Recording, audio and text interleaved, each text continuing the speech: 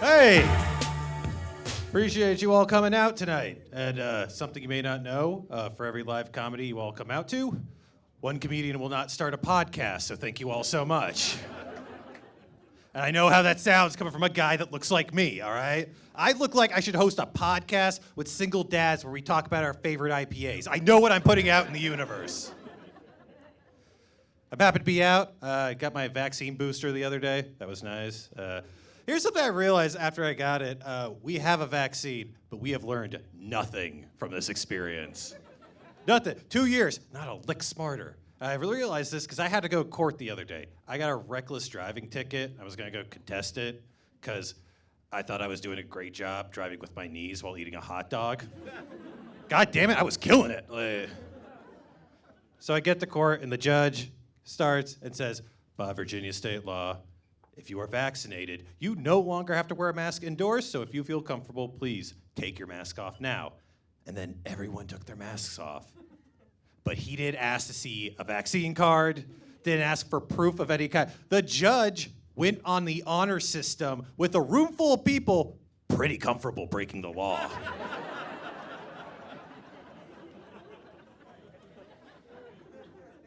I love it that my judge has the same vetting method that drug dealers had with me in college. They're like, hey man, you cool? Awesome.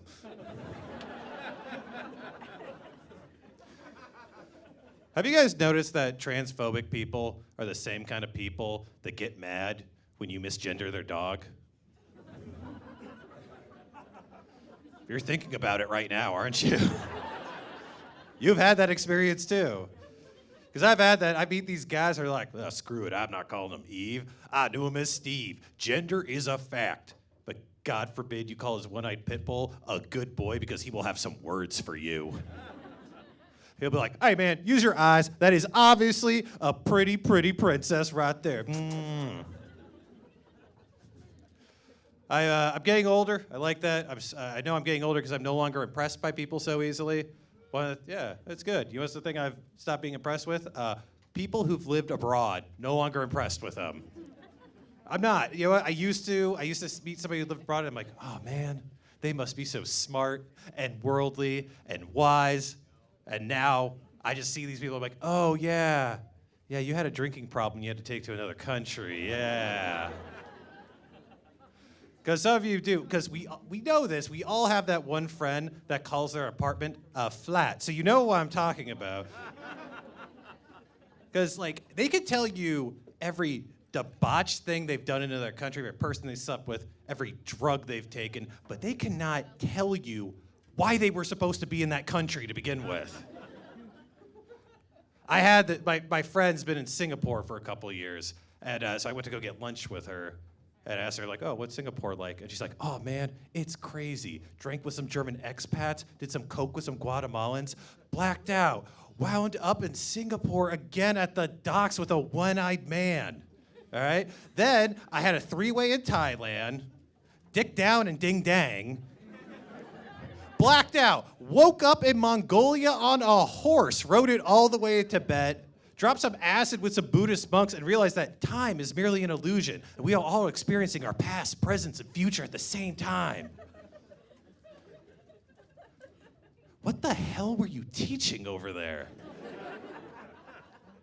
She was like, I don't know, math or some shit. I'm really in a good mood. I actually just celebrated my 1-year anniversary. I got married last year. Yes, you are bound to clap for me. Yes.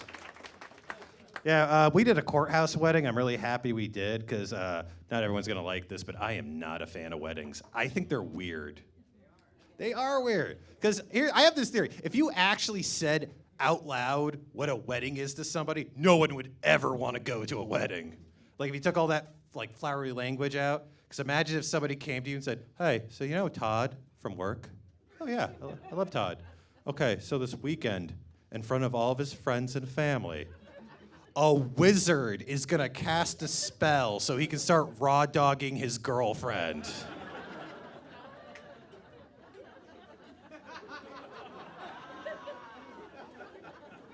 Do you wanna come? No, I do not.